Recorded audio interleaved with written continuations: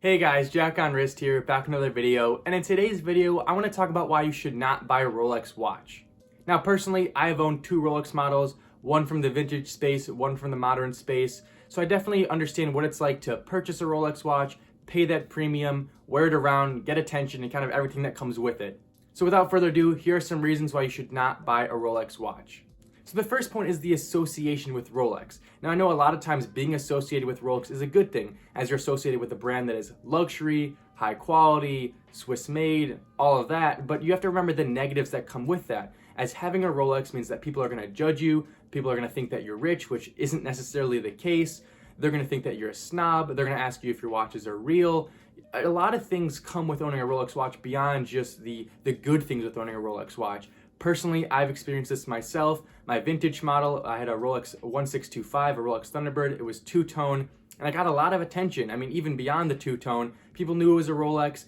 People asked me questions. People asked if it was real. People asked to try it on. People, asked me how much I paid. It's just the things that come with a Rolex. And I know that buying a luxury watch sort of implies that you're paying a decent amount of money, but the fact that Rolex is such a well-known brand is good, but also means that a lot of people are going to know what you're wearing and know that it's expensive, whereas other brands might fly under the radar.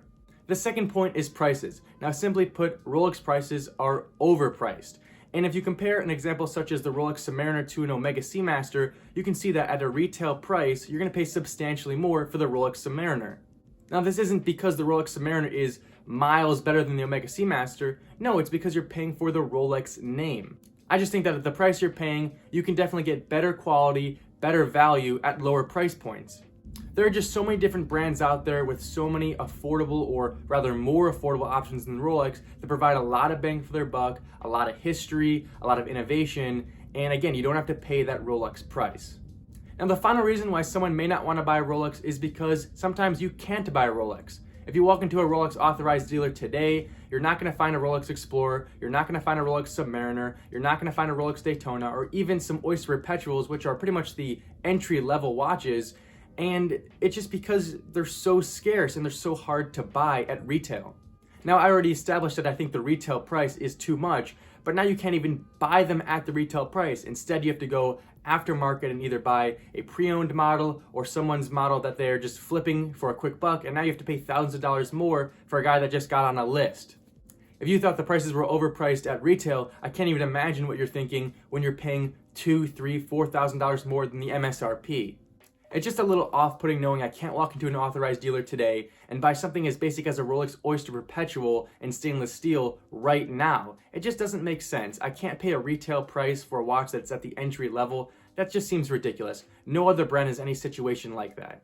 So again, these are just a list of reasons why someone may not want to buy Rolex. Now, these aren't necessarily 100% my opinions and my reasons for not getting a Rolex watch, but these are just reasons I've seen online and on forums and through talking to people why they might not want to buy a Rolex watch. So as always, please let me know what you think in the comment section down below. Am I crazy? Are these reasons stupid? Would you buy a Rolex watch? Would you not buy a Rolex watch? Let me know. I'm very curious to know what you have to say. So if you enjoyed this video, please leave a like and subscribe. It'd be greatly appreciated. I love watches, I love making these videos, and I really want to grow this channel as much as possible. With that being said, thank you for watching, and I'll catch you in the next one.